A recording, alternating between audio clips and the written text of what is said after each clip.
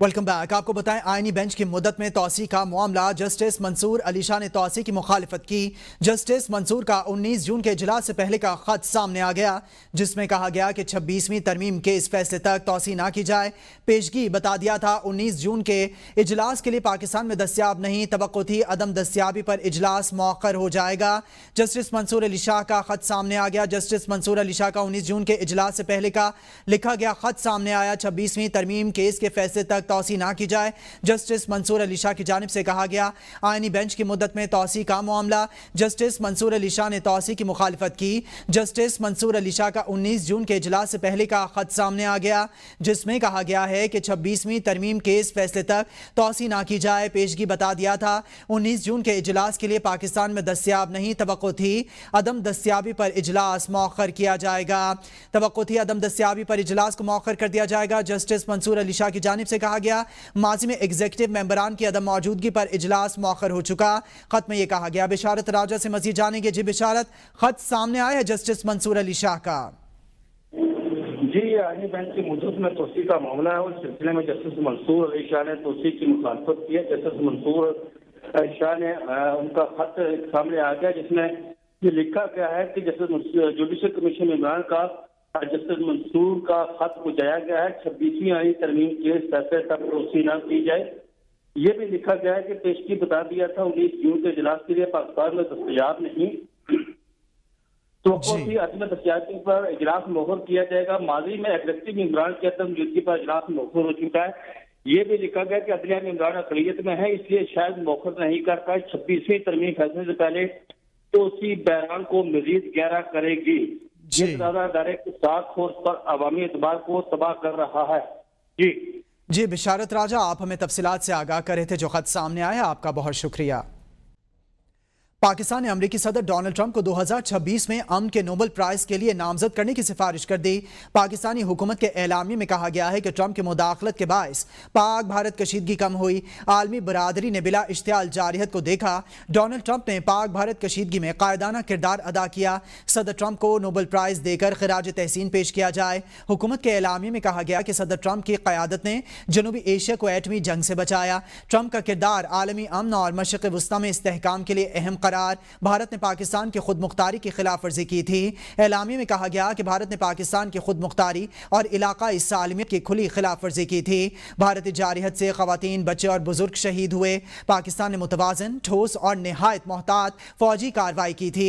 Operation बुनियाद मरसूस का मकसद सरहदी तहफ़्फ़ुज़ को यकीनी बनाना था। कार्रवाई में आम शहरियों को नुकसान पहुंचाने से गुरेज किया गया। सदर ट्रंप ने ऐसी जंग को टाला जिसके असरात तबाहकुन हो सकते थे। एलामिया के मुताबिक जम्मू कश्मीर का तनाज़ा खित्ते में पायदार अमन की राह में सबसे बड़ी रुकावट है। सलामती काउंसिल करारदादों पर अमल ही जनूबी एशिया में देरपा इस्तेहकाम की बुनियाद रख सकता है। अमरीकी सदर डोनाल्ड ट्रंप कहते हैं कि ईरान से मुज़ाकरात से पहले ईरान और इसराइल के दरमियान सीज़ फायर चाहता हूं। ईरान से बात करेंगे, देखते हैं क्या होता है। ईरान की एटमी सलाहियत से मुतालिक तुलसी गिबार्ड ने गलत कहा। ईरान ने एटमी ताकत बनने के लिए मटीरियल इकट्ठा कर लिया। इस वक्त रुकना बहुत मुश्किल हो गया। ईरान पर हमले किए ज़्यादा से ज़्यादा 2 हफ्ते लूंगा। मैं सूरत हाल देकर फैसला करूंगा। ईरान में ज़मीनी फ़ौज उतारना आखिरी हल होगा। मीडिया से गुफ्तगू में अमरीकी सदर ने पाकिस्तान और भारत के दरमियान जंग बंद कराने पर नोबेल प्राइज मांग लिया। ताहम उनका कहना था ये मुझे नोबेल इनाम नहीं देंगे क्योंकि ये सिर्फ लिबरल्स को नोबेल इनाम देते हैं। उन्होंने कहा कि मुझे रवांडा, कांगो, सर्बिया, कोसोवो के लिए भी नोबेल प्राइज दो।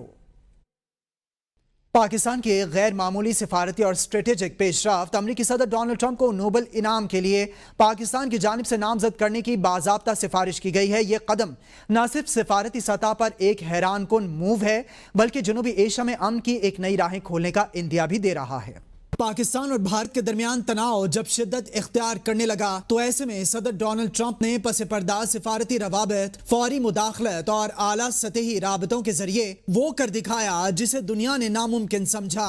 सिर्फ चंद दिनों में सूरत हाल को पुरअमन बनाकर उन्होंने दोनों मुमालिक को मुज़ाकरात की मेज पर वापस लाया। सदर ट्रंप की हिकमत अमली गैर रिवायती मगर मौसर रही। पाबंदियों के बजाय तिजारत, दबाव के बजाय बातचीत और तनाज़े के बजाय अमन को तरजीह दी। पाकिस्तान پاکستان کے لیے نئی تاریخی راہیں کھولنے کی پیشکش نے اقتصادی امیدوں کو جنم دیا۔ سفارتی ماہرین کے مطابق صدر ڈونلڈ ٹرمپ نے پاکستان کے لیے نرم گوشہ رکھا، بارہا پاکستان کو عظیم ملک اور ذہین قیادت کا حامل قرار دیا، جس سے نہ صرف پاکستان کا عالمی امیج بہتر ہوا بلکہ خطے میں اس کے کردار کو دوبارہ تسلیم کیا گیا۔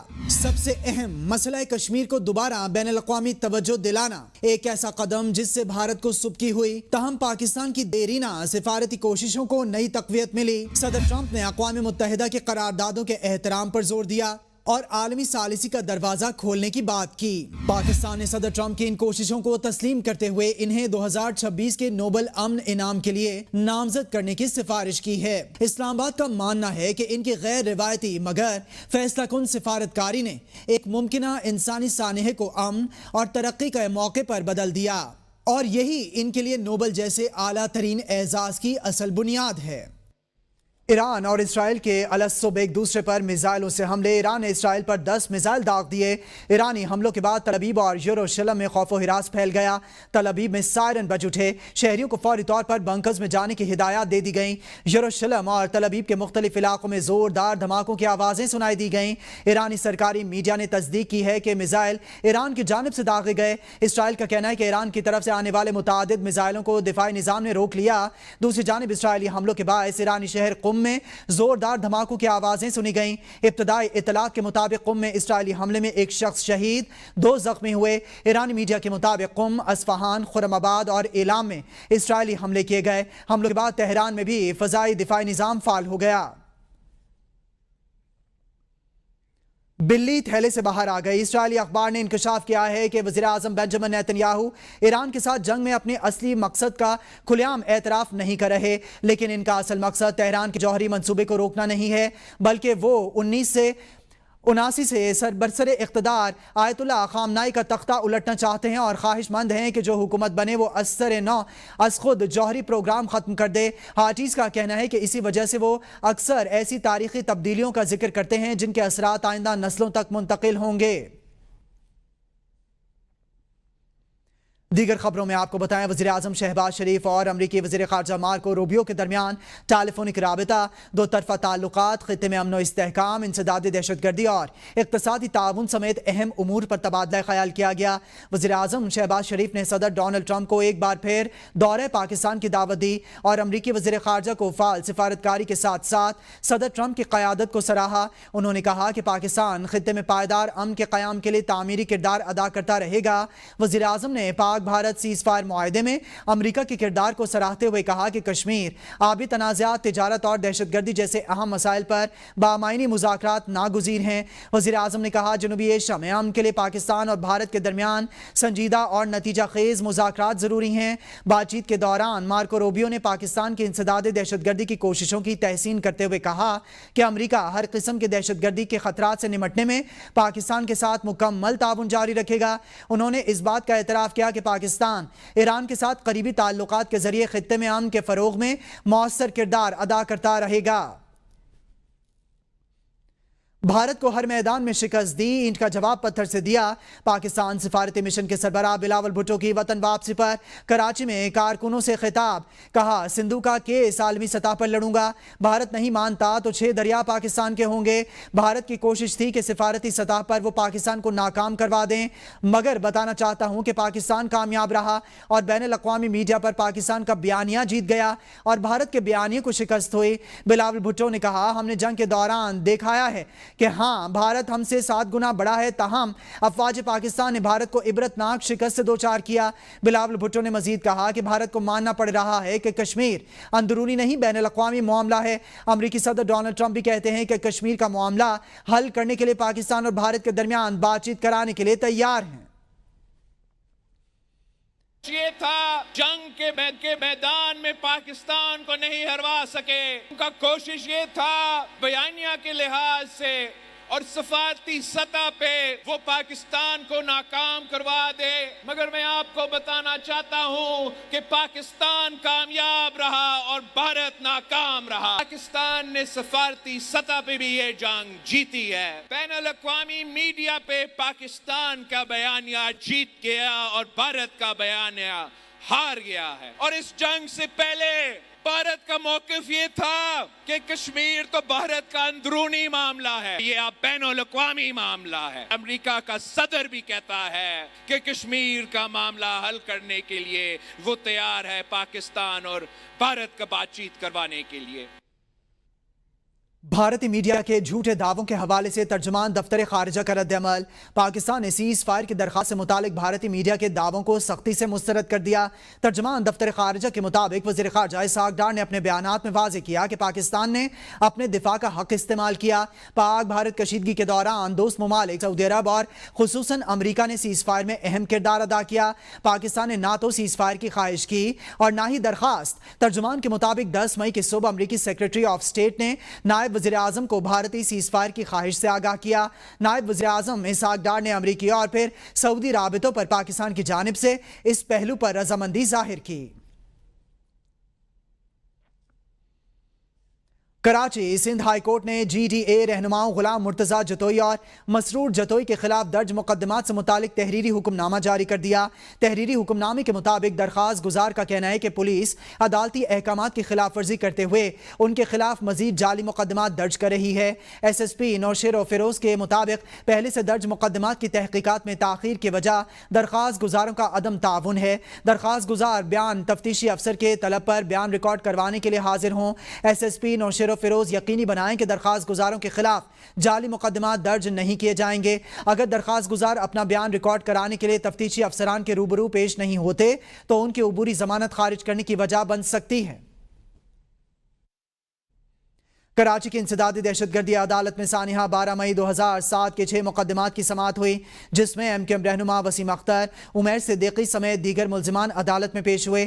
دوران سماعت وکیل صفائی نے آگاہ کیا کہ شریک ملزم ذاکر حسین بیماری کے باعث انتقال کر چکے ہیں. عدالت میں ڈیتھ سرٹیفکیٹ پیش کیا گیا, جس پر عدالت نے ذاکر حسین کا نام مقدمات سے الگ کرنے کی ہدایت کر دی. پروسیکیوشن کی جانب سے کوئی گواہ عدالت میں پیش نہ ہو سکا. عدالت نے اگلی سماعت پر گواہوں کو پیش کرنے کا حکم دیتے ہوئے سماعت 12 جولائی تک ملتوی کر دی. پشاور سے انسدادی دہشت گردی عدالت میں ریڈیو پاکستان حملہ کیس کی سماعت ہوئی, جس کی صدارت اے ٹی سی جج ولی محمد نے کی. عدالت نے موقع کے گواہان کو نوٹس جاری کرتے ہوئے انہیں 26 جون کو طلب کر لیا. پروسیکیوشن کے مطابق 9 مئی کو مظاہرین نے ریڈیو پاکستان کی عمارت پر حملہ کر کے آگ لگائی اور سرکاری املاک کو نقصان پہنچایا تھا. اے ٹی سی پشاور میں ریڈیو پاکستان حملہ کیس کی سماعت ہوئی ہے. عدالت نے گواہان کو نوٹسز جاری کرتے ہوئے 26 جون کو طلب کر لیا ہے. اے ٹی سی پشاور میں ریڈیو پاکستان حملہ کیس کی سماعت ہوئی ہے. عدالت کی جانب سے گواہان کو 26 جون کو طلب کر لیا گیا ہے. چیئرمین پاکستان کرکٹ بورڈ پی سی بی محسن نقوی نے سابق چیئرمین ڈاکٹر نسیم اشرف سے ملاقات کی, جس میں کرکٹ کے امور پر مفید گفتگو ہوئی. محسن نقوی نے social media platform X پر کہا تھا کہ ڈاکٹر نسیم اشرف ایک صاحب علم اور تجربہ کار شخصیت ہیں, ان سے ہمیشہ بہت کچھ سیکھنے کو ملتا ہے.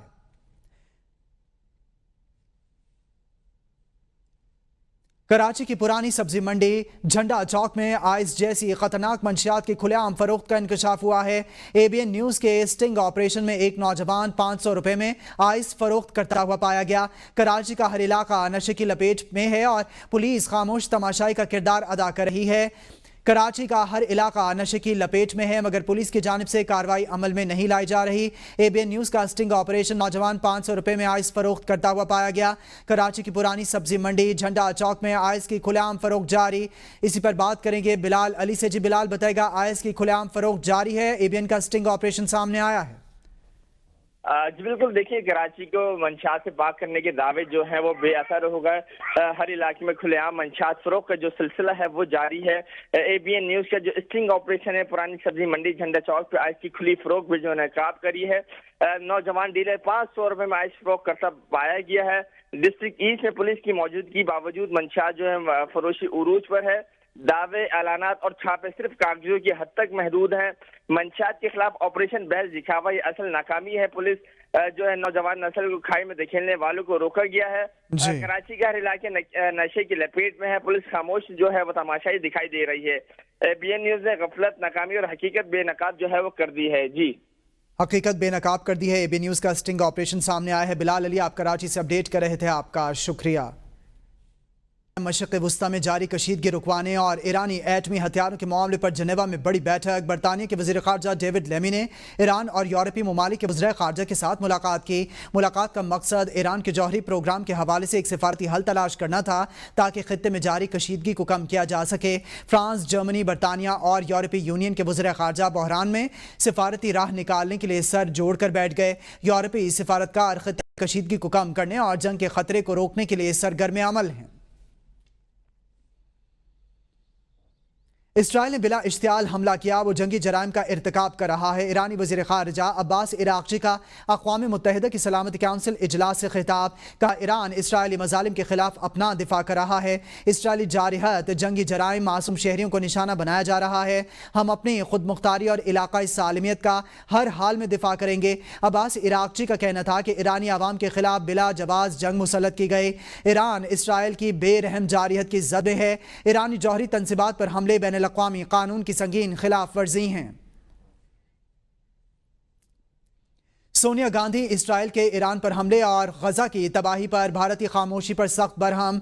नेतन्याहू को जारे शिद्दत पसंद और दुश्मन क़यादत का नुमाइंदा करार दे दिया। कांग्रेस पार्लिमानी पार्टी की सदर सोनिया गांधी ने कहा है कि इसराइल जौहरी रियासत है लेकिन इस पर कोई बैन अल-अक़वामी रोक टोक नहीं है। जब ईरान ने सख्त पाबंदियाँ और निगरानी कबूल की मगर अमरीका ने 2018 में जौहरी मुआहदे से एक तरफा अलहदगी इख्तियार कर ली। भारतीय अखबार द हिंदू में शाया शुदा अपने मजमून में कांग्रेसी रहनुमा ने सदर ट्रंप को भी तनकीद का निशाना बनाया और कहा कि वो तबाहकुन पॉलिसीज के हामी बन गए हैं। ट्रंप ने खुद कहा था कि इराक पर झूठे दावों की बुनियाद पर जंग मुसल्लत की गई थी। ईरान ने तारीखी तौर पर भारत का साथ दिया है। ये ठीक है, इसराइल के साथ भी ताल्लुकात में वुसअत आई है लेकिन इसके बेरहमाना तर्ज अमल का नजरअंदाज नहीं किया जा सकता। लाहौर में गर्मी और हब्स की शिद्दत में इजाफा होने लगा। महकमा मौसमियात ने 21 जून से 23 जून तक बारिशों की नवीद सुनाई है। बारिशों के बायस दर्जा हरारत में कमी वाक़ हो गई है। मज़ीद जाने के नुमाइंदा शेख रशीद से।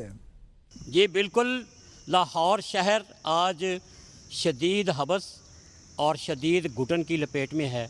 बावजूद इसके कि शहर का जो टेम्परेचर है वो 34 डिग्री सेंटीग्रेड रिकॉर्ड किया गया है, मगर इसके बावजूद हबस और घुटन इतनी ज़्यादा है कि सांस लेना मुश्किल है। दूसरी तरफ अगर बादलों की बात करें तो बादल मौजूद हैं।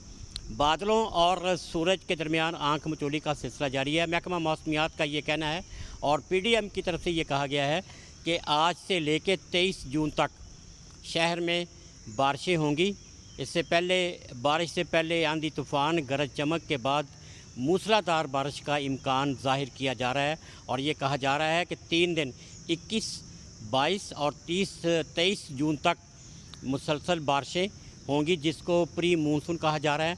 वो आंधी तूफ़ान के बाद गरज चमक के साथ बारिश का कवी इम्कान है। जी।